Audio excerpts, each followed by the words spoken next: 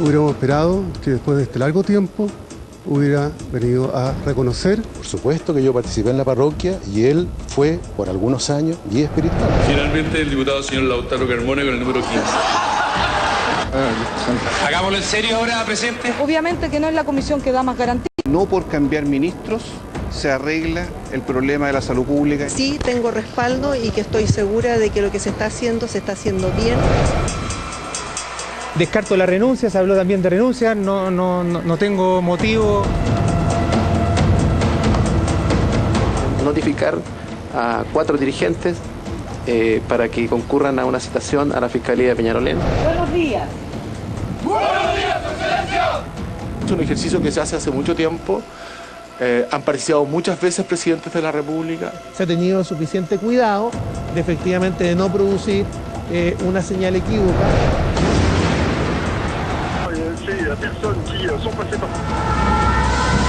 Es el cierre de las fronteras. Hacer lo que sea necesario para trabajar con el pueblo francés.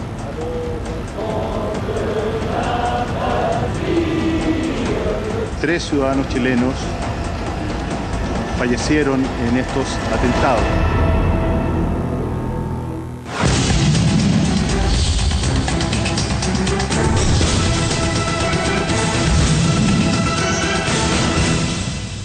Muy buenas noches, bienvenidos a Ciudadanos, el debate que abre cada semana en CNN Chile, como todos los lunes a las 22 horas. Ustedes lo veían en el video introductorio, los temas que estaban marcando la semana eran la declaración de Caradima, la crisis en la ANFP, la acusación constitucional contra la ministra de Salud, los ejercicios militares en el norte, hasta que la noche del viernes un hecho brutal ocurrido en París vino a cambiar de alguna manera nuestras preocupaciones y a enfocar la agenda mundial hacia lo que está pasando con Estado Islámico. Será sin duda uno de los temas fundamentales en la conversación de hoy. Pero, como siempre, como cada semana, son ustedes los que eligen a la frase más destacada, a la más llamativa, a la que va a quedar para el recuerdo de esta semana. Y tenemos 3 candidatas a frase de la semana. La primera es de Juan Luis Castro, el diputado presidente de la Comisión de Salud de la Cámara, haciendo una dura autocrítica sobre la gestión del gobierno en materia de salud. Creo que esa expectativa, que fue la de la campaña, fue una expectativa ilusoria, que no respondió a la realidad. Y los hechos demostraron este aterrizaje forzoso. Y hoy tenemos que dar explicaciones. Segundo candidato a frase de la semana es la reacción del presidente de Francia, François Hollande, tras los atentados en su país. Esto es lo que dijo. Mis queridos compatriotas, los acontecimientos ocurridos ayer en Francia son un acto de guerra y por eso el país ha tomado las decisiones necesarias. Este ha sido un acto de guerra cometido por el grupo armado Estado Islámico contra Francia y contra los valores que defendemos en todo el mundo. Un acto de guerra, una expresión, una declaración que ha repetido una y otra vez en estos días el presidente de Francia. Y también, como frase de la semana, tenemos un testimonio dramático, el de uno de los sobrevivientes, el chileno David Fritz, rehén, testigo y sobreviviente de lo ocurrido en Bataclan, en París.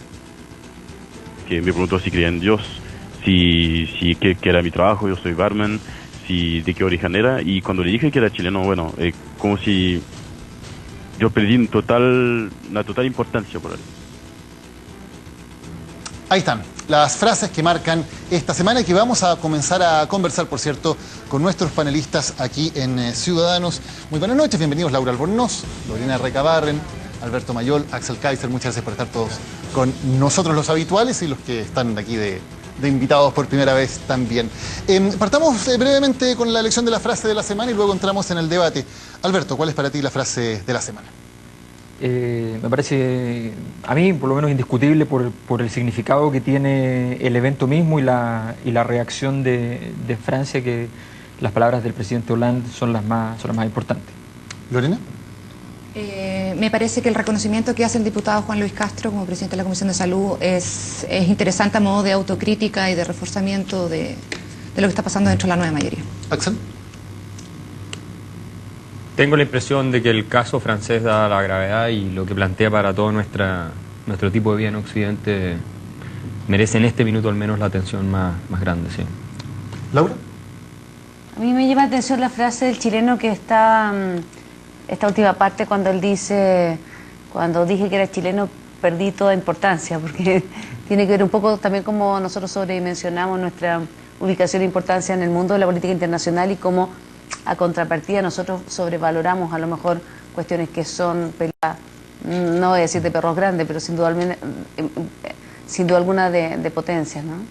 Ustedes son, como siempre, los que eligen a la frase de la semana aquí en Ciudadanos de CNN Chile. Vamos de inmediato al debate. Evidentemente, hay cosas que son evidentes en términos de condenar de la manera más enérgica lo ocurrido, pero también hay asuntos que tienen que ver con el debate, con la explicación, con las causas y con lo que viene ahora en la situación creada por los ataques de Estado Islámico contra París. Alberto, ¿cuál es tu mirada acerca de lo que va a empezar a producirse también desde ahora? Primero yo creo que hay que coincidir que las posibilidades de diagnóstico nuestros son limitadas en la medida en que las posibilidades de diagnóstico de los principales líderes mundiales todavía son limitadas respecto a qué es y qué hace el Estado Islámico. Vemos al presidente Putin, antes indicado hace un año atrás que era el principal supuestamente comprador de petróleo, acusando a los otros países de ser el principal compradores de petróleo del Estado Islámico. ¿Quién miente? ¿Quién dice la verdad? Él dice que tiene fotos mostrando los camiones que se dirigen a distintos países a venderle petróleo a más bajo precio. Entonces, de alguna manera, todo este escenario es un escenario muy confuso. Ahora bien, yo diría lo siguiente. Primero, es significativa la reacción. Siria, para efectos prácticos, Siria e Irak era la zona que de alguna manera se repartieron Francia e Inglaterra hace 100 años y esa repartija, digamos, es una herida abierta en Siria. El ataque a Francia en ese sentido no sería casual como respuesta a los ataques que se están produciendo en Siria al Estado Islámico.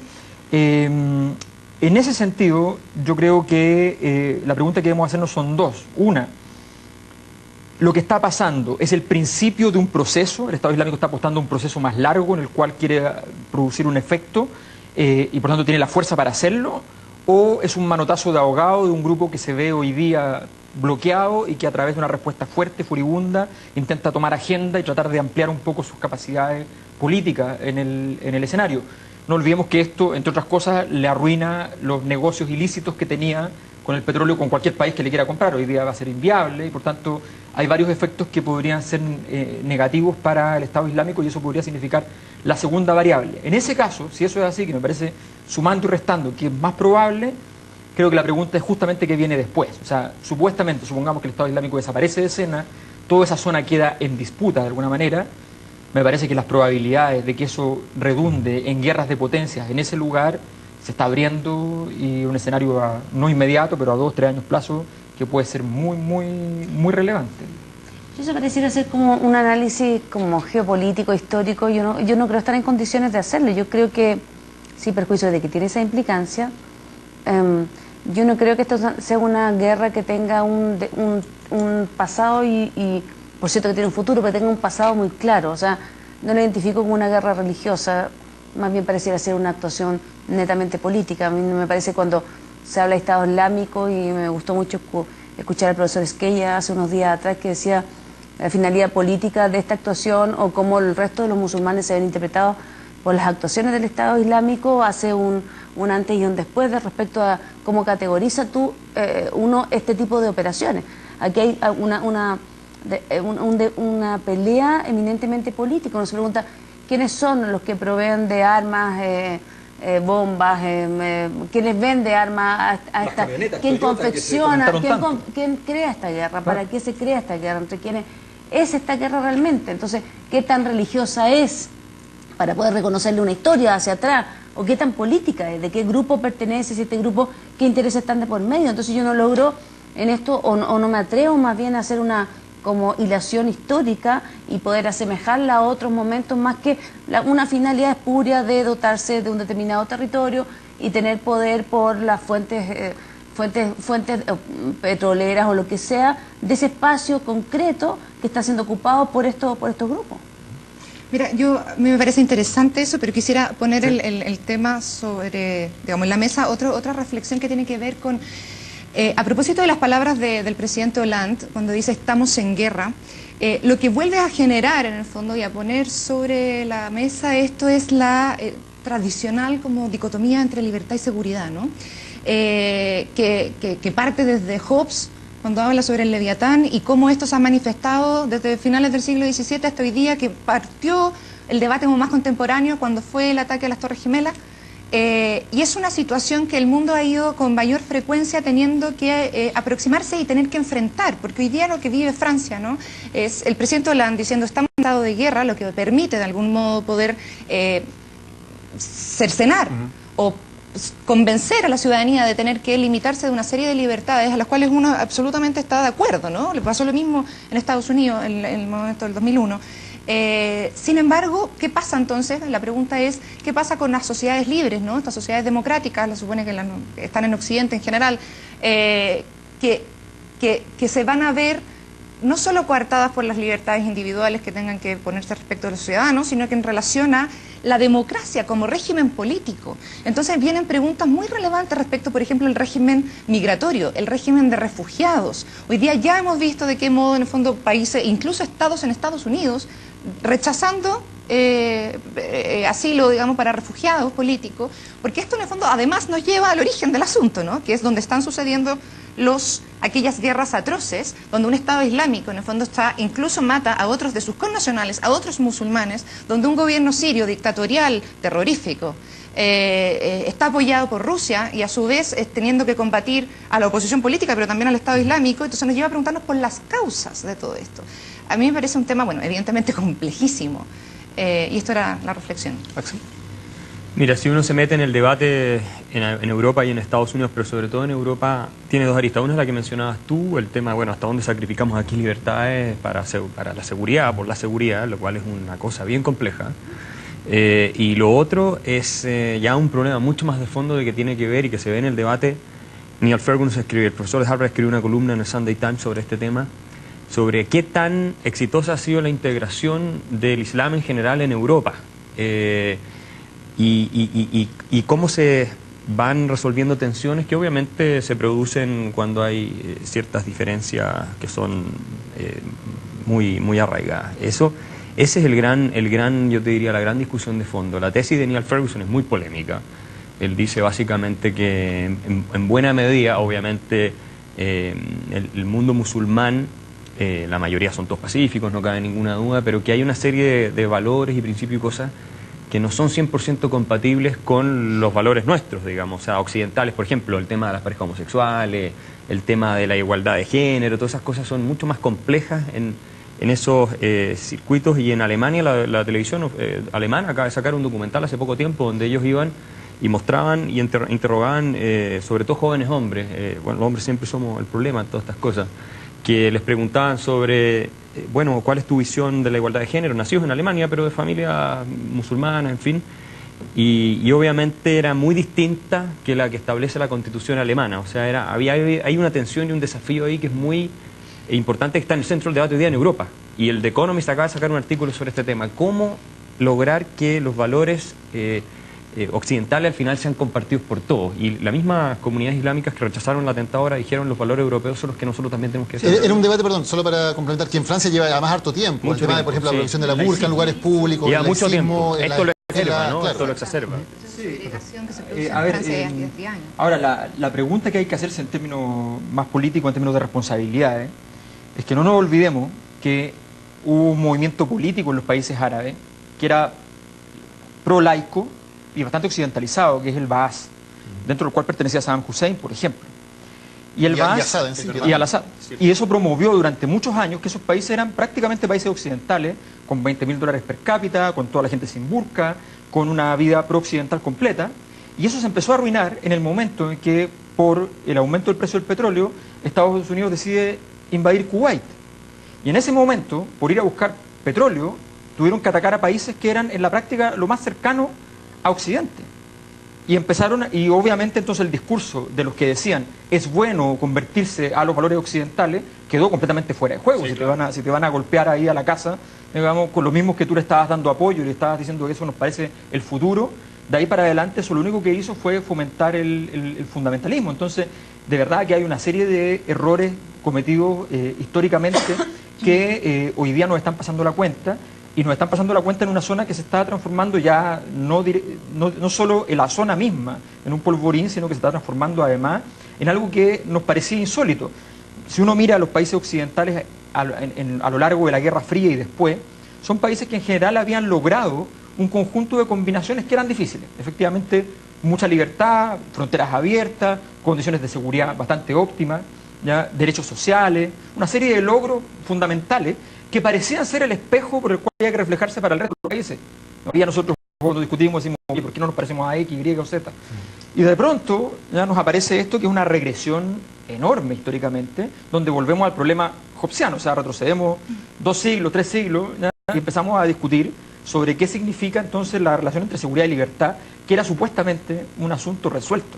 Yo no sé, o me pierdo algo, yo no logro entender cómo se llega, o sea, quizá el discurso oficial quiere que caigamos en este debate, pero la verdad es que yo no veo, acá, si no es cierto, los chicos que se involucraron en estos actos terroristas fueron tercera generación, creo, de personas viviendo en Francia u otro, nacido. Yo no creo que la cuestión sea de origen religioso, o sea, sin duda alguna, estos son cabros jóvenes que se meten el cuento en la cabeza y se lo cobran y se lava. No, pero no es religioso, yo creo que es político. Yo creo que es esencialmente político. No, pero religioso en el sentido de defender. No es que estos sujetos actúan por defender la supremacía del hombre por sobre la mujer o la importancia de que las mujeres cubran su rostro y no asistan a la universidad. Esto tiene que ver con una ocupación de territorio que es determinante para efecto de sacar de ahí fuentes como el petróleo, como los recursos. Esta es una guerra que se viene germinando hace rato ya. Y las potencias han cumplido un rol importante. Cuando el presidente Hollande dice, esto es una guerra, yo me pregunto cuánto hizo Francia para ser parte, víctima de esta guerra, o los propios ciudadanos franceses para no haber evitado estos hechos. Es que han convivido en paz a lo largo del tiempo y han evitado, tú lo decías hace un momento atrás, entonces a mí me parece que sorprenderse de lo que sucede o llegar a tensionar el tema de las libertades con la seguridad de un hecho que fue generado por las propias potencias, las cuales a nosotros además tomamos una mirada de espectadores, porque como dijo muy bien el chileno, de cuando supieron que era chileno yo no tenía ya ninguna importancia, nosotros observamos atemorizados y algunos comentan que bueno que vivimos lejos, porque estando ahí, claro que bueno que vivimos lejos, porque la verdad que no tenemos nada que ver, es una guerra de perros grandes, en el sentido que aquí hay componentes más históricos. Yo creo que el tema de los migrantes, por cierto, es relevante, cómo se ha integrado a las sociedades, cómo se están cerrando, los efectos que está teniendo esto para efecto de las personas que son migrantes, puede ser, contrario a lo que estaba pasando hace poco tiempo en Europa, puede ser perjudicial, pero de todas maneras a mí me parece que esto es una pelea entre las potencias, donde acá hay el interés o el territorio, o el interés por dominar territorios que son interesantes desde el punto de vista económico o geopolítico, y la religión y todo este cuento con los cuales se desvisten o se involucran a estos jóvenes que son los que en definitiva se sacrifican, es un cuento aparte. O sea, es un acto muy religioso de fe, y eso no se produce en fenómenos terroristas tradicionales, ¿te fijas tú? De acuerdo, son utilizados. Ellos son utilizados para el fin político, este grupo extremista que es ubicarse, y también por las potencias que con ellos han tenido Es muy difícil trazar esa línea absoluta entre separar religión o ideología, como quieras verlo tú, fe y interés en este caso. Yo creo que es muy compleja esa línea. De hecho, los imanes predicadores radicales que existen efectivamente en Europa, y algunos los han expulsado, de hecho, que agarran a estos cabros cuando son jóvenes, ¿no es cierto? Les meten toda esta doctrina en la cabeza. Son fanáticos religiosos también. O sea, por un lado está lo que dices tú, no, lo concuerdo que hay obviamente interés estratégico, en fin, pero por otro lado está el tema de una fe y una cuestión que te lleva al punto de aniquilarte a ti mismo para matar a otro. Pero lo que es importante es señalar lo que dice Laura, en el sentido de que no es una cuestión connatural a una religión específica. De hecho, si uno ve la historia, el islamismo fue hasta el siglo XVIII y XIX la religión más, comillas, progresista, libertaria de todas. Era la única que permitió en Europa, mientras dominó sus territorios, tener otras religiones al mismo tiempo funcionando, permitía la existencia de los judíos, de los cristianos. No así cuando los cristianos estaban a cargo, que no permitían ni los judíos. La existencia de los otros. Hay un desarrollo distinto del islamismo, del musulmán en Medio Oriente, Oriente Medio, digamos. O por ejemplo lo que es Indonesia, que es donde más proporción de musulmanes existe en el mundo. Y donde en Indonesia la religión musulmana es muy distinta, de hecho tiene un grado de moderación, un grado de consensualidad, en el fondo muy vinculada al desarrollo de la construcción del Estado en Indonesia y en el sudeste asiático, ¿no? Pero en Oriente Medio yo quisiera aquí tal vez discrepar un poco de Laura en el sentido de que a mí sí me parece que esto tiene un componente religioso importante, porque en el fondo cuando el Estado Islámico tiene como base la Sharia, que es la aplicación política de la religión, es imposible distinguir, es muy difícil, como dice Axel, marcar la línea entre lo religioso y lo político. Es lo mismo. Y también respecto a otra cosa que decía Laura, el tema migratorio puede ser un tema tal vez no tan sensible, pero el tema de refugiados, el de asilo político de refugiados, ese es un problema enorme que va a desatar, porque en el fondo ya había desatado una crisis humanitaria tremenda. Sin embargo, las personas que estaban migrando, en el fondo como refugiados, no como inmigrantes voluntarios, digamos, tradicionales, van a seguir manteniendo sus problemas allá. Entonces, aquí hay dos puntos en el fondo que yo quisiera como tomar en cuenta. Por una parte, debiese existir una revisión de la política exterior de cada uno de estos países occidentales que está involucrado, ¿no?, de alguna manera en Oriente Medio. Hay una reflexión respecto de si dejamos fuera los intereses geopolíticos y económicos y nos transformamos como en alguien más bien que cree en la bondad del hombre, ¿no?, del ser humano, y pensamos en que efectivamente queremos colaborar y ayudar en el fondo para que esos países, si bien no tengan democracia, pero que su gente pueda vivir al menos en paz. Esa revisión va a tener que ser de del grupo de naciones en general y de Occidente, ¿no?, para ver cómo se puede de verdad colaborar sin interferir, sin modelar democráticamente a través de una perspectiva occidental en el fondo de esos países. Y por otra parte hay una revisión también que debiese hacerse de los países, porque, a ver, organizar desde Bélgica 7 atentados en París de manera simultánea requiere de una revisión de la seguridad interna tremenda. Está el punto de que muchos de los terroristas, o una parte al menos, no son gente del Estado. Por eso yo no estoy de acuerdo con Hollande. Hollande trata de plantear esto, nosotros no tenemos ninguna responsabilidad. Hay fracasos de la política de integración que son evidentes. Entonces, que en tu propio país, digamos, se puedan desarrollar grupos, células, núcleos de personas radicalizadas al punto de llegar a este extremo, es una responsabilidad también del gobierno, de la política de Estado, que tiene que velar porque esto no ocurra. Y ahí, y esta es una autocrítica, se han hecho muchos franceses, y lo dice el The Economist en el último artículo que sacó, todos los gobiernos europeos no han sabido cómo lidiar con este problema, han tenido problemas. Esto no es nuevo, creo que tú lo dijiste, esto no es nuevo, esto empezó hace mucho tiempo. La discusión en Europa sobre cómo ver el tema del Islam, la integración positiva, etcétera, es un tema muy complicado que no solo tiene ramificaciones con el terrorismo, sino tiene ramificaciones con la vida del día a día de las personas. Por ejemplo, ahora que llegaban los refugiados a Alemania, hubo una tremenda discusión porque le decían a las mujeres alemanas que estaban en Múnich, en todas estas partes, por favor no usaran falda, no usaran camisas más cortas, en fin, que para ellos es totalmente normal. ¿Te fijas por qué? Porque el argumento era que la cultura de ellos era muy chocante. Entonces se producen ese tipo de tensiones culturales que yo creo, y concuerdo contigo, Alberto, que esto está empezando. Yo creo que esto no es un proceso que aquí se terminó, no, yo creo que esto es un proceso que está empezando y va a ser cada vez más agudo. A propósito del tema migratorio y también las fuentes siempre son las mismas, la vulnerabilidad.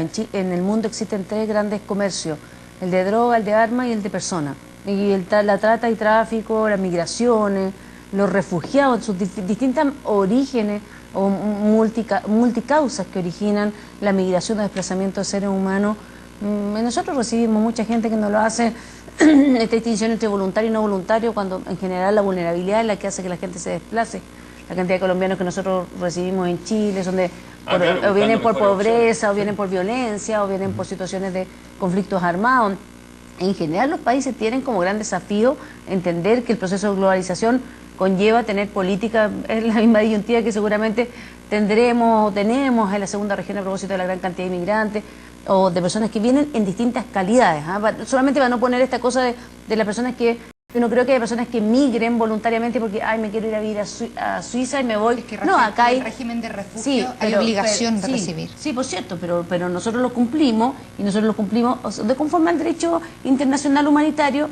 Por cierto, pero lo que estoy tratando de decir es, todos los países tienen como desafío, solo para no aparecer esto como, estamos en una situación de crisis de seguridad internacional. A mí me parece Yo no lo pongo en términos de seguridad internacional, lo pongo en términos de crisis humanitaria, porque en el fondo todo Sin duda alguna, lo ha existido y proporción enorme de refugiados. La Unión Europea ha estado teniendo posiciones, Alemania ha tenido posiciones en Europa, y lo hemos estado viendo a lo largo del tiempo. Lo que yo no quisiera es que si nos tomara la agenda a propósito de esta doble polarización que se hace entre seguridad y libertades individuales, porque hemos convivido con esta historia. La historia del mundo ha estado constituida o construida sobre la base de las guerras santas y las guerras cuyo objetivo no es nuevo, tienen por detrás la obtención de tesoros, de conquista de nuevas tierras, de territorios que están provistos de recursos naturales o estratégicos, energéticos. Entonces, solamente para quitarle ese, entre comillas, connotación de alarma, no estoy diciendo que no sea alarmante, pero me parece a mí que sumarse a esta situación de caos mundial también nos coloca esta bipolaridad que tiene, que es muy típica de Axel, tú tú mencionabas el tema de lo que dice Ferguson, de que hay una cierta tensión, como lo pone él, entre los estados democráticos, liberales, occidentales y cierto tipo de cultura musulmana. ¿Tú compartes esa teoría? Mira, yo viví varios años allá y la discusión se da todos los días. O sea, pueden usar burka, por ejemplo, las profesoras en los colegios que le enseñan a los niños. La hija de una familia musulmana no puede tener educación física junto con niños, digamos, hombres, porque su religión lo prohíbe. O sea, todas estas discusiones se dan y el Tribunal Constitucional además está lleno de sentencias sobre este tema, y en Francia pasa lo mismo, en toda Europa pasa lo mismo. O sea, esto no es un tema que se ha inventado, hay tensiones culturales. Creo que Ferguson, que conoce mejor la realidad europea que cualquiera, tiene razón. Y lo preocupante es lo que dice Ferguson después, que dice, bueno, si nosotros no logramos, en definitiva, que los valores occidentales, entre los cuales están obviamente la igualdad de género y un montón de cosas, sean los que prevalezcan, una cultura puede terminar desplazando a la otra. Es una tesis bien polémica, pero que ha habido antes casos históricos en que eso ocurre. Y sería para mí trágico que todo lo que hemos logrado a propósito con tanta sangre durante siglos en Occidente, ¿no es cierto?, de igualdad de género, de respeto a la diversidad, a las minorías sexuales, etcétera, etcétera, de pronto se viera afectado porque no logramos una integración constructiva en ese sentido. ¿Te fijas? Iba a decir un solo comentario a propósito de las ramificaciones políticas. En Alemania hoy día se está hablando, a propósito de la crisis de los refugiados, abiertamente que el gobierno de Merkel puede caer. O sea, esto no solo tiene implicancias desde el punto de vista humanitario, que son tremendas, desde el punto de vista económico, que son tremendas, porque todo esto hay que obviamente también financiarlo, y eso por lo tanto tiene impacto político, sino también al más alto nivel. O sea, hoy día se está hablando de un desafío abierto en la coalición desde dentro, de que Angela Merkel podría no terminar su gobierno. Alberto, ¿hay o no hay una tensión inherente entre la cultura islámica y los valores de Occidente, por ponerlo en esos términos? No, no es inherente. Hay una tensión entre los valores religiosos fuertes, cualquiera sean, y la cultura occidental. Y en ese sentido, aquí lo que se pone en juego, por razones demográficas y por razones políticas, que son ambas cosas concurren, es una tensión sobre todo el proyecto, y eso sí es cierto, y es un asunto que no es menor, o sea, para nada, es una tensión importante desde el punto de vista del proyecto moderno propiamente tal. O sea, que hay una tensión porque, de alguna manera, la sensación, y basta con esa sensación para que sea grave, ¿ya?, es que los valores de la Revolución Francesa nos pueden haber vuelto débiles en vez de fuertes. Nos pueden, como dijo hace mucho tiempo en una entrevista en O Globo, un famoso líder capo de mafia brasileño, Marcola, decía, ustedes tienen el mal del humanismo y no pueden hacer nada contra nosotros. ¿Ya? Ese problema, si eso se transformó en una debilidad, o si eso es cierto que se transforma en una debilidad, ahí realmente estamos en un problema. Y el problema hoy día es que efectivamente tú tienes una tensión donde el concepto de democracia como valor, no como operación, como régimen, sino como valor, y el concepto de derechos humanos como valor, ¿ya?, está en tensión, porque la gente dice, bueno, si yo respeto los derechos humanos de estas personas, de estos refugiados, perjudico todo mi sistema sanitario, todos mis colegios, pongo en riesgo mi vida porque este problema puede llegar a la puerta de mi casa, ¿ya? Todo lo cual, obviamente, en todo el mundo la tendencia es a decir, mira, me parece muy interesante, pero ojalá allá. No dentro del límite de mi frontera. Exactamente. Claro. Entonces ese problema, que te toque la puerta a los países más desarrollados, una atención sobre los valores de la democracia y sobre los derechos humanos, es brutal cuando estaba la Unión Europea construyéndose justamente para hacer masivo y posible, digamos, todo el proceso de derechos humanos. Tenemos que ir a una pausa en Ciudadanos, ya volvemos, hay más temas en la agenda también de actualidad nacional. Con eso, a la vuelta después de una pausa.